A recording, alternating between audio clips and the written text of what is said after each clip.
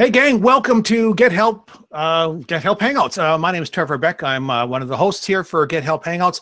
We have an exciting episode today because we're going to talk about ISTE. Some of us were able to go to it, some of us were not. That would be me. And so we're going to have some of our reporters coming back and talking about what they saw and some of the cool things that we can expect coming down the pipeline. I'm going to start with getting people to introduce themselves. We'll start on the far right with Allison. Oh, hi there. Allison Malika here. I don't want you guys to know I was driving home from work and hands-free, joining the Hangout, getting ready. So you can use Hangouts on any device and join from anywhere. So don't let that deter you. I live in New Hampshire and I'm a Google certified trainer.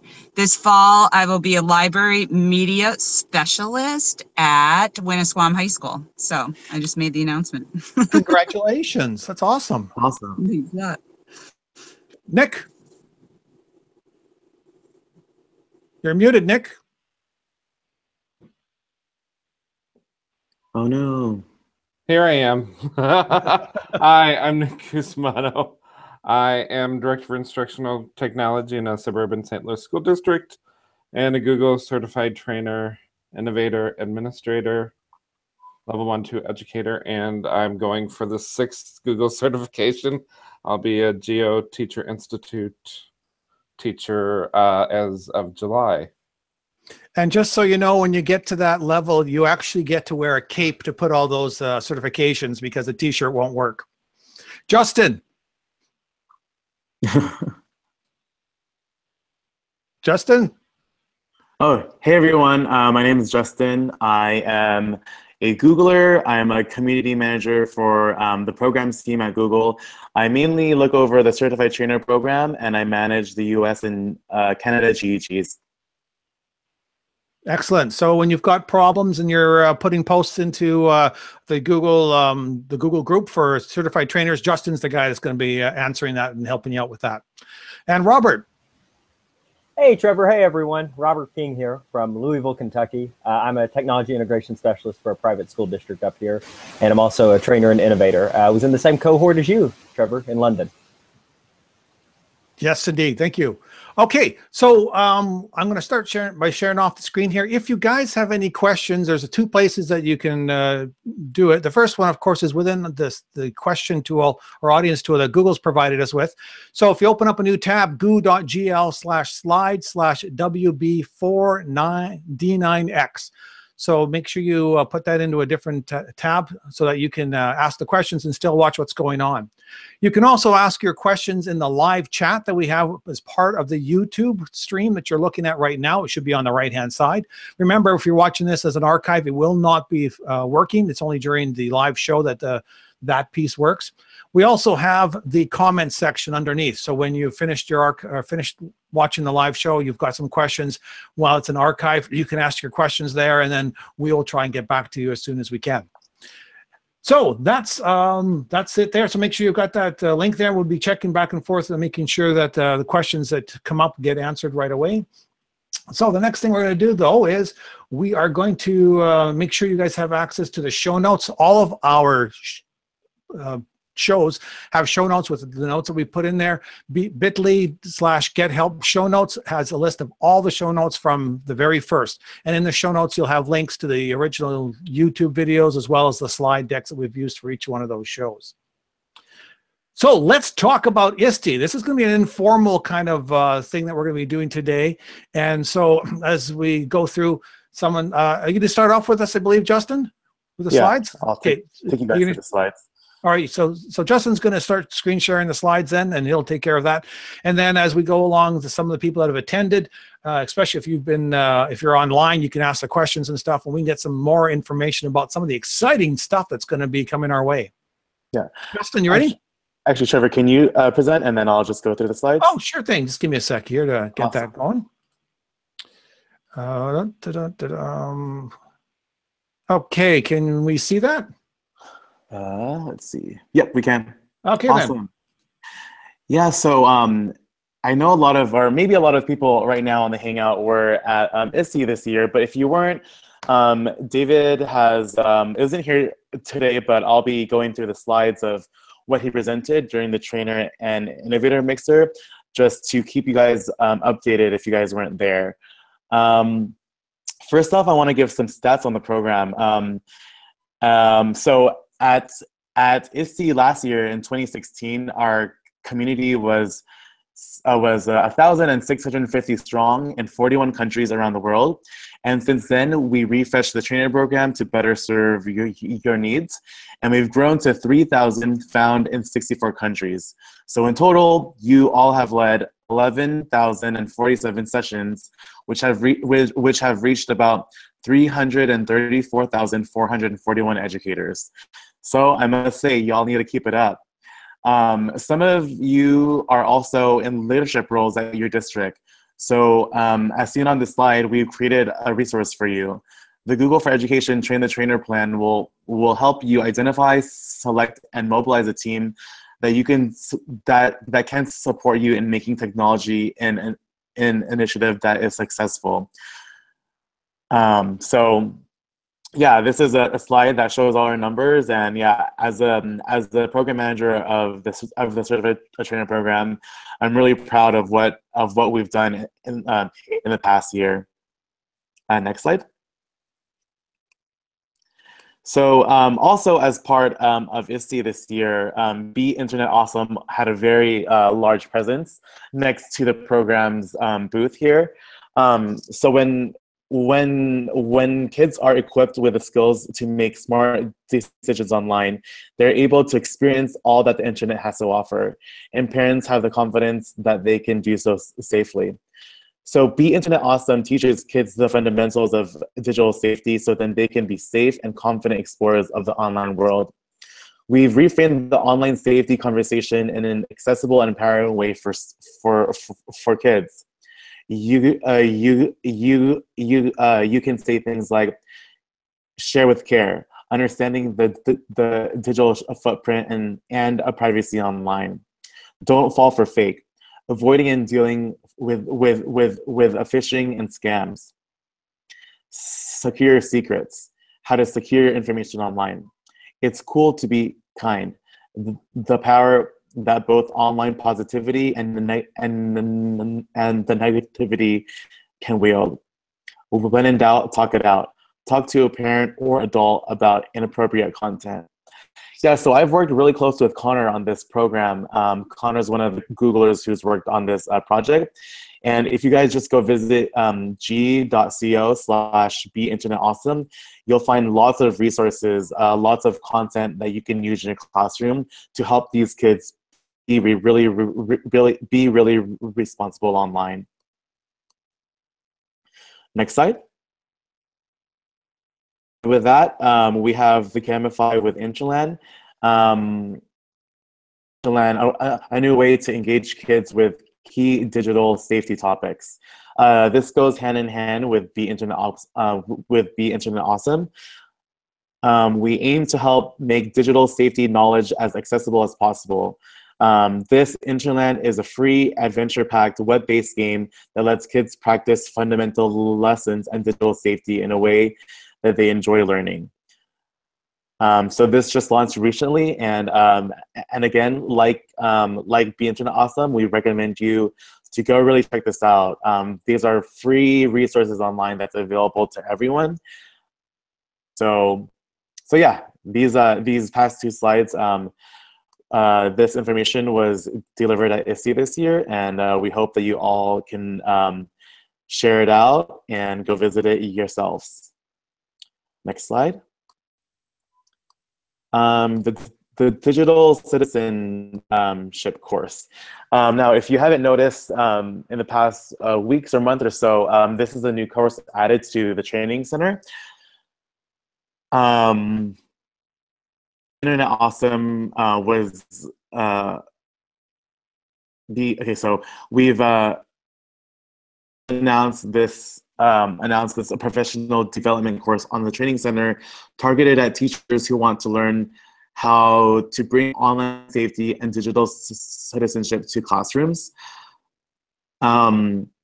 So again, this is under the training course, under the training center, under the fundamentals and advanced courses, and it's its own section. So if you go in there, you'll see all of the units and the lessons. The framework is very similar to the level 1 and the level 2 courses. So it's easy to navigate and get through. Next slide. Well, actually, before we move along, I just want to interrupt for a second. Yeah. So someone, probably Nick, posted that October is Digital Citizenship Month. So for anyone that's looking for something to do for the fall coming up, this is a good thing to make sure to plan. I know Robert, was it you that I was talking to earlier about digital citizenship? I don't recall that, but okay, well then forget it. Maybe it was Allison. Anyways, so good resource though. Like Justin said, it kind of takes on whatever was in the educator certification training, but also pulls up a little bit farther. Are you trying to show us something there, Nick? So if you were at ISTE, there was lots of themed stuff dealing with digital citizenship. So this is a printout version of the curriculum. And they were also giving out tote bags with the be smart, alert, strong, kind, and brave. So I was just sharing some of the things. Have you looked at the curriculum yet? No, since I just got home late last night. Okay then. But I've skimmed it, and so lots of great things in there, and I think really well structured. I think the Interland curriculum component, that game is awesome. We led that through with some teachers when we were doing a boot camp on level 1 last week, and they loved it. It's going to be really useful.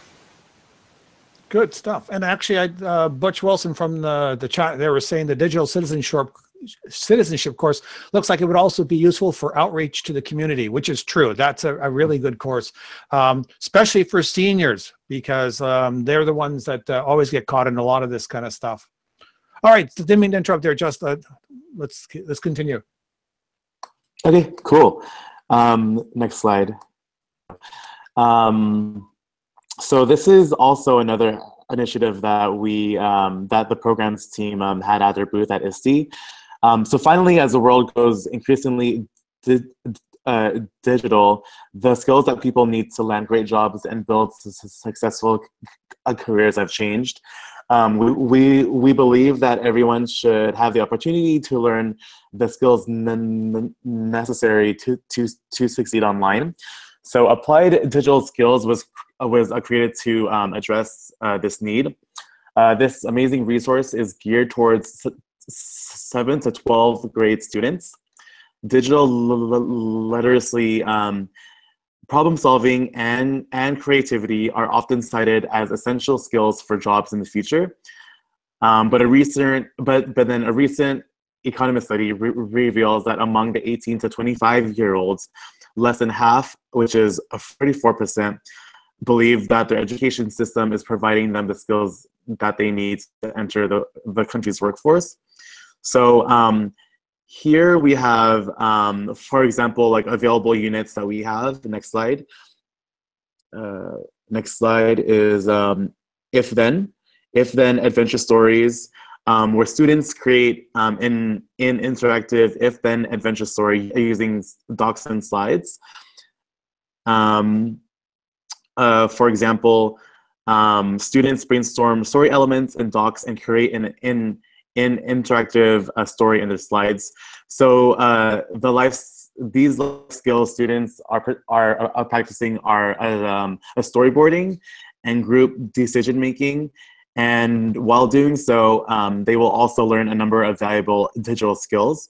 For example, how to use comments to share and to share their ideas, and how to collaborate in real time in docs, as well as how to implement hyperlinks in slides to create customizable presentations, stories, and so forth.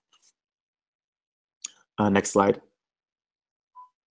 So if you guys are interested in this, the link here is g.co/applied digital skills. Sign in is super easy with these steps. You'll see in the GIF on this page how the process works. So once you're logged in, the teacher account, you will get access to a detailed lesson plan with objectives and outcomes, etc., and also a student progress tracker. Then on the first day of class, you can instruct your students to log in as well, but select I'm a student instead of I'm a teacher, which will prompt them to enter a unique course code which you can generate. And then they'll be added to your student tracker, and then you can get started. So more detailed information at the link provided on this slide. Next slide, please. So these next few slides are some information that we recently launched, whether it be at our booth or the teaching theater upstairs, if you guys were there at the convention hall. And if Allison, Nick, or Trevor, if you guys want to comment in or interrupt me, please do, but I'm just going to go through these slides. Recently launched expanded Chromebook ecosystem, the next generation devices, also Android apps on Chromebooks, and content bundles, which I believe we'll be talking about in the next few slides. So next slide, please. Recently added Android apps, or no, here we go. Recently added the next generation Chromebooks. So Jenny from the marketing team did a good job of wrapping up what these new products are in the teaching theater. But basically, the 3 new features we have in these Chromebooks are a stylus, a world-facing camera, and a Type-C charging cable. So you can see here on the slide what devices those relate to. And these should be available in the near future. Next slide. Before we go down that path, Justin, I got a couple of questions I'd like to get addressed if we're here. So just give me a sec. Oh, something went updated, so hang on. All right, So here's the first question. Will you eventually provide certificates for the CITIZENSHIP course? I'm not sure right now. It is in the works. Yeah, our team's working on it. Okay. Next question then is, what grade levels would applied digital skills be appropriate? That's middle school through high school. Right. At least for the bulk of it, but there is also the other ones that are more for elementary. I'll have to look up the name, but there's those courses. They're more like clubs or CS First clubs that deal with probably more for your K-5 age range. And I'll look those up in just a moment, but applied digital skills is 6 through 12. And I will let you know the applied digital skills. So we're doing a Google Camp in my district in about 2 weeks. And part of that is if they want graduate credit, they have to pick one of those applied digital skill courses and do the work for them to turn it in as part of their coursework. I have a question here. It says, would it be okay for us as trainers to create a certificate to give out to local citizens who complete the course? I would think it would be okay, but you can't use the Google logo on it, right? Yeah, I feel if it won't be okay if you brand it as Google or Google for Education, but if it's coming from you, then maybe. But I could check on that. But I just know for sure that Google and Google for Education is very serious about our branding, and it probably won't be. Yeah, just as long as you don't brand it. But I wouldn't do it. So, for example, we've done apps event certified admin, and it's really a Google, training you to be a Google certified admin, but it doesn't ever say you're a Google certified admin. Okay. So if your school does school XYZ digital PC 123 and you don't brand it as Google and you don't use the Google logo, you really can't use that in your badge. You should be okay. again, rely on Justin checking on it, but when in doubt, don't on anything that you claim to be certifying as. That's Yeah. But Allison, just to follow up on a question Butch has is, but it's okay to use those materials that Google provides in the training, right? sure. I mean, the idea is what you're talking about is the digital skills curriculum, to be able to go through it and say, oh, you've completed all these, you get a badge. You can give them a badge. If you go online, you can find all sorts of ways to create them.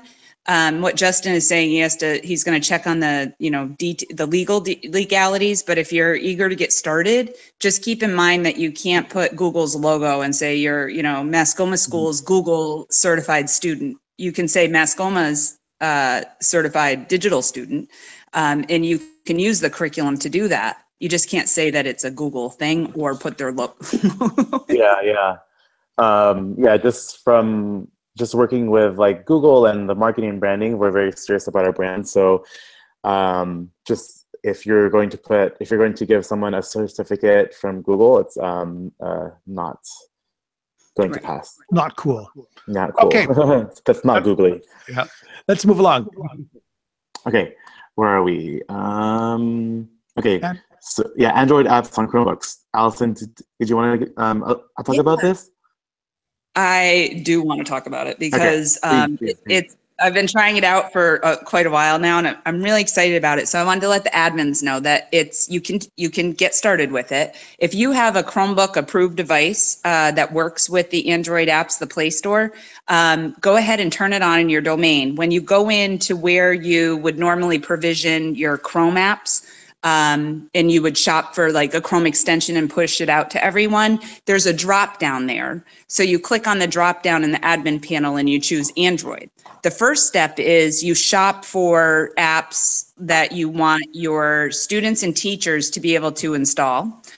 And then let's say explain everything. You grab it and you add it to your store, essentially.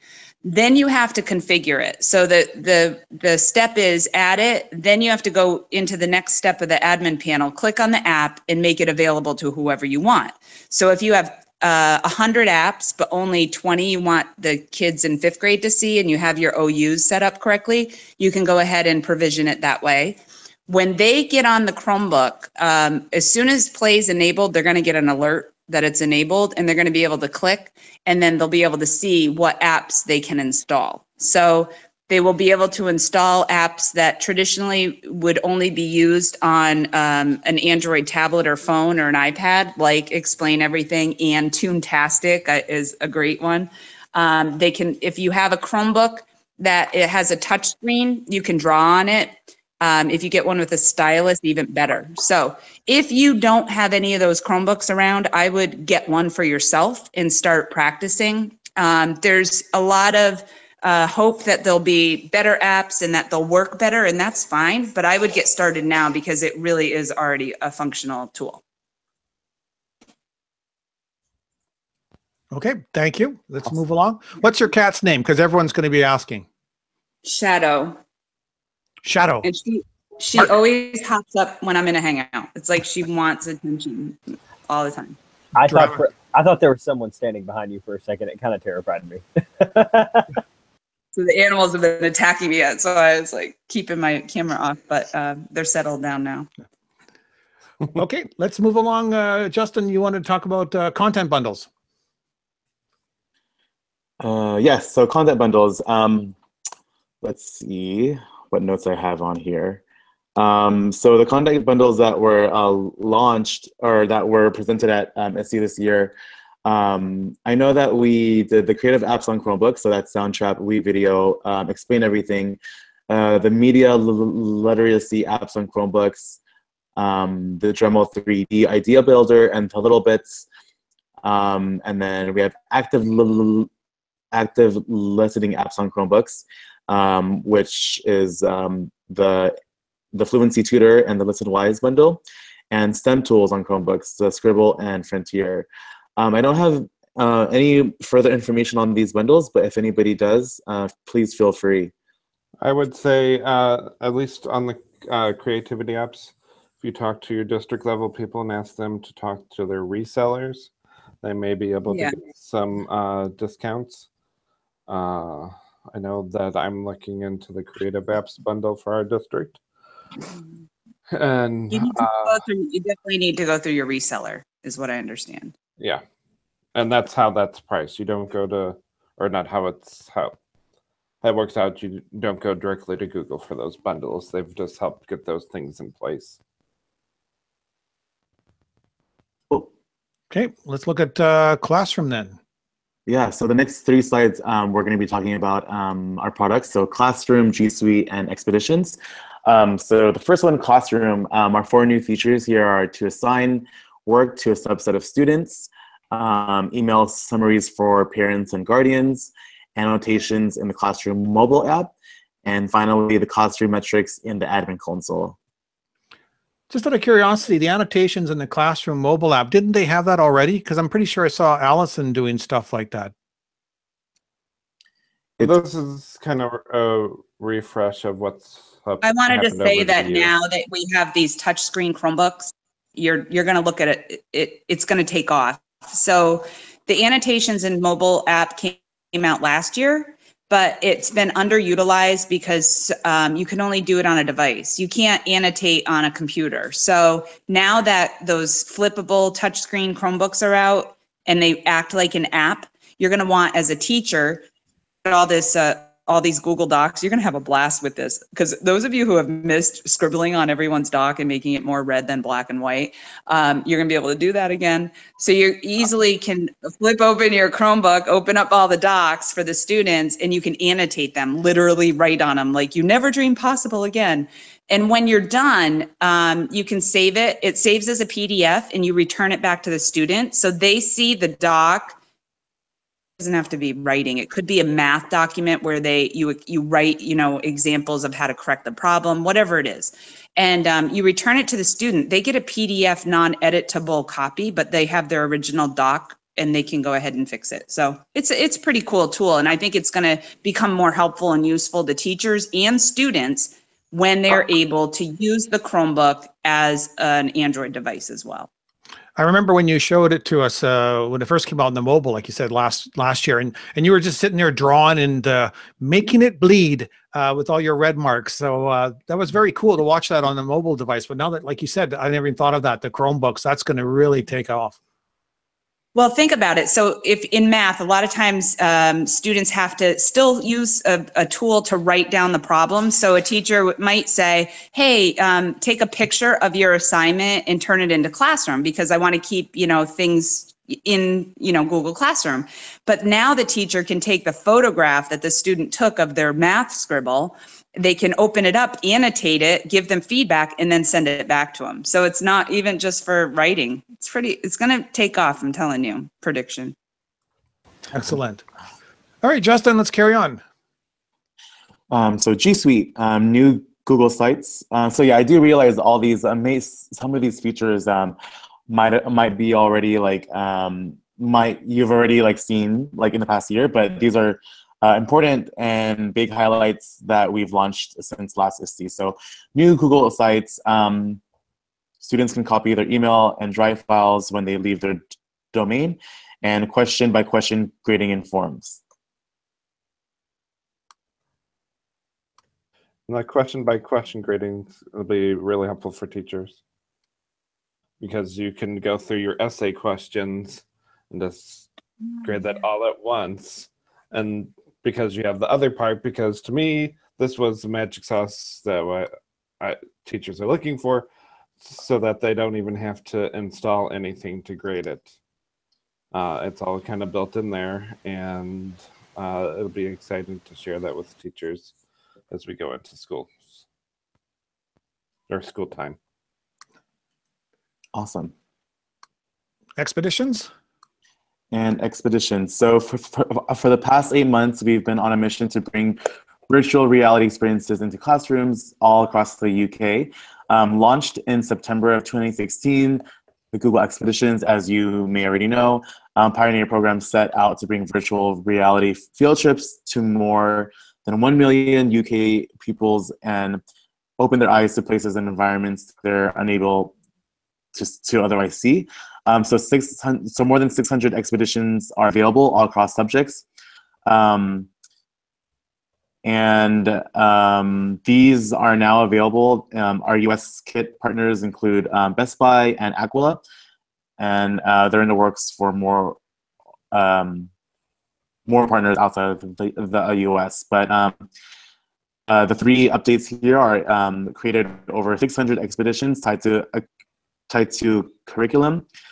2 expedition kits are now available, like what I mentioned, and it has reached over 2 million students since we've launched. Nick, I know that you had some comments here. Okay, so lots of cool things to talk about expeditions. One, if you were at Hey guys, ISTE, can you hear me okay? yep. Yeah. Wait, I can't hear you. Oh, wait. Crap. If you were at ISTE and tweeted, they had this whole vending machine where you could get your own Google for Education branded cardboard so that you could look at expeditions and other things and put your phone in there. They had Daydream for people to view, which I have. That's what I asked for Christmas this year. And also, which was really cool that they had the booth and at the trainer mixer. And I encourage people to apply for like they did with expeditions. They're having the Pioneer program where they're going across the states. And so lots of exciting things with that. So it was really cool. So I had the specially branded phone, top secret phone. I don't know. I tried to get information. They wouldn't give it to me. So whatever you can do, you hold that up, and she had placed and kind of mapped the rim. So I saw all different parts of the Earth, and I could go inside and see the layers of the Earth and all those different type of things. So I think that part is going to be really exciting for students. And I can't wait to see what happens with that. And I will put the link for the applying for the Pioneer program.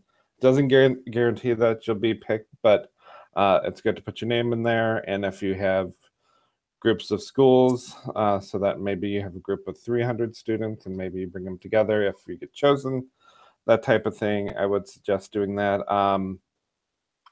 Lots of cool things coming down the pipe with expeditions that I can't talk about, but just know that there's some cool things coming down the pipe that I think we will all really like. And I did have, someone had a question a little bit earlier about the program that I was talking about that's more focused for students who are in the elementary grades. It's called cs-first.com, and that's Google's CS First.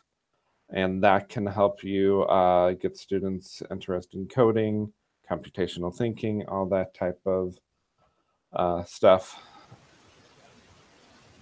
Okay. I think everyone has questions about that vending machine. That may have been the coolest vending machine. Yeah, that was pretty cool. Did you take any pictures of the vending machine? I tweeted it out. So if you go to Mr. Nick Cusimano and look the past couple of days, I did tweet out. I think I put whatever required that I needed to in getting Google Cardboard and put happy times as my hashtag. That's pretty cool. I just want to pull up a couple of questions here really quickly. Just double checking the app, sorry, not APP, the app for Google Classroom will let both the teachers and students to annotate. Can anyone answer that? I would think it was just the teachers, but is there a use case for students? I'm not sure. Okay, somebody figures that out. If you can just leave a note in the comments and let us know, that would be kind of cool. Definitely a use case for students, but I don't know that I think it's just teachers right now from what I've seen. Okay, and here's an old question here. I saw people who were posting bling they got at the trainer mixer. Is there a place for trainers to buy bling? If you go into the Google group, trainers, there is links there for the what do they call it, the store, where we've got all sorts of branded. There's the Lands End store. It's a branded Lands End store, so that's dealing with lots of stuff that you could get from them. The more Google specific, then you search a Google merchandise store. They might be talking about the sticker that was passed out at the mixer. So yeah, this exclusive certified trainer mixer sticker that might have been on that the people are talking about in the groups. Yeah, so this sticker we only were giving out at the mixer at ISTE this year, and maybe at any future Google event. But as for now, we aren't sending or passing them along through mail. You'll just need to be posted on your Google groups to see if there's any Google event that you can attend and possibly get it there. But as far as ordering them online, we don't have that available just yet. Nick, can you show it again? Sure can. Okay, right, move down there. There you go. To your left. Yep. I'm River. There we go. Everyone do a screen grab right now and then print off your own copy of it. It's going to be perfect resolution. Yeah, especially the way Nick keeps moving it. I'm sorry, it's thrown me off. If you guys, this is the logo that we have on our private trainer site. So if you guys would like to make your own, please do, as well as your badges as well. Just make sure you follow the branding guidelines that are on the private trainer site. And when he was talking about badges, if you go into, whoop, sorry, who? Don't change any of the aspect ratio. Yeah. If you go into, for trainers, if you go into the logo standards and stuff like that, it shows you how you can make use of the logo. Keep in mind that the graphic and the words are the logo together, not separating them all out and stretching in different proportions. And there is a badge there that you can print off. Just put your name on it. It has the logo branded in there. You can print that off and then make your own badges up. So it's very cool. Okay, yes. That's the end of the slide. So do we want to take a couple minutes just to kind of talk about what we saw or what you guys saw that you think really stands out or is really of interest that is going to be exciting for the next 6 months or so? I would suggest that people watch the Google Education website right before school, and at least for the Northern Hemisphere, because in August there'll be lots of really cool announcements that I want to say, but I can't because it's under NDA non-disclosure agreement, so I can't because I don't want Google to chase me down and beat me up. Yeah, so yeah, I feel like our team is working on a newsletter that we'll be sending all innovators, trainers, and GEG folks sometime before school. So a lot of information will be shared. So please hold tight, and we will let you guys know. So I'm not going to ask you anything specific, but would I be excited if I was looking into Google Sites? Nick's not saying anything, but okay, that's good because I know a lot of us are very excited about sites getting updated. Trevor, just speaking out about, I mean, ISTE in general, broadening out the new standards that have come out for educators. I was really pleased to see those. They're honing in, they're following our students. I love that the standards themselves aren't staying stagnant because, I mean, we have a completely different generation of students we're teaching right now. So I'm really glad that they're exactly, I love that, Nick. You're a digital learner. It's no longer an option for things to be student driven.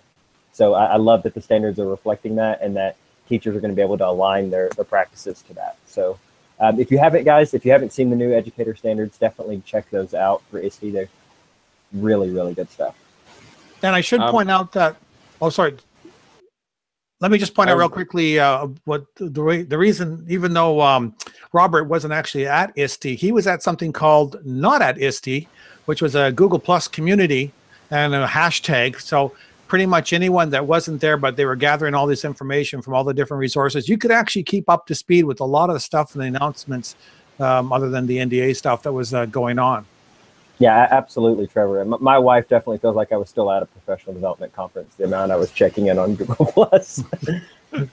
Sorry, Nick. Oh, I was just gonna, I'm having trouble with my computer, so I was going to share the picture of the vending machine, but it won't let me do screen share. So I apologize for that. But just Tell you what, send me the link in the message here, and I'll screen share it. Okay.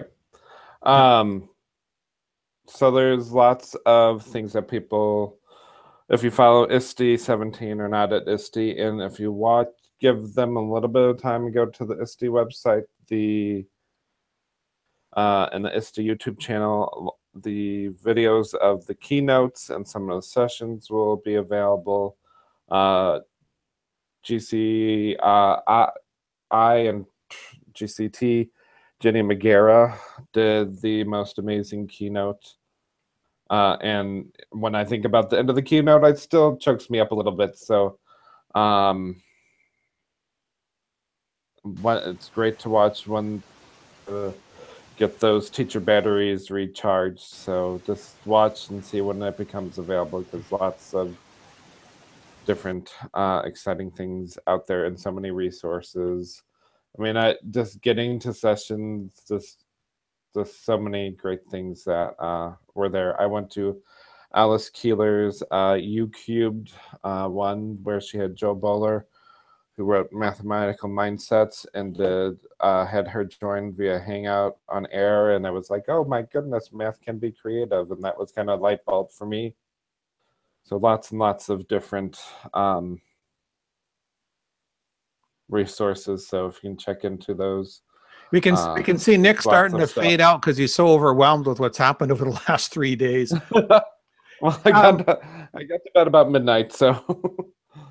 So what I was going to suggest to everyone, what I was to suggest to everyone is that your calendar, pull it out. June 25th through 28th is next year in Chicago. Chicago? That's not what it said on the website when I looked at it. It's Chicago. Oh, okay. Then it's Chicago. So excellent, because I know some of us were looking at that going, okay, that's what we're going to do. So you might want to start planning that, making sure you got that in your calendar, and start talking to your principals and whoever else. If you want to apply to present, then you need to do that in September. Good to know. Yeah, excellent. Okay, I think we've pretty much addressed everything. Is anyone else got any other comments? Yeah, I just wanted to remind trainers to let your fellow future trainers know that if you guys want to apply to the program, our next deadlines are July 6th and August 2nd. Excellent. Okay, guys. So let's make sure let's get that 3,000 number of trainers up. See if we can make it to 4,000 by the end of the next year, which would be a lot. Okay, I guess that's pretty much it. If anyone's got any other questions after we go off air, by all means, feel free to go into the comments there and leave them there, and we'll try and respond to those as things come up. Other than that, thanks very much for joining. Everyone say goodbye. Bye. Thank you. Bye, everyone. Take care. Bye. And Allison was attacked by the cat, and so we can't hear from her. So, all right, talk to you guys later.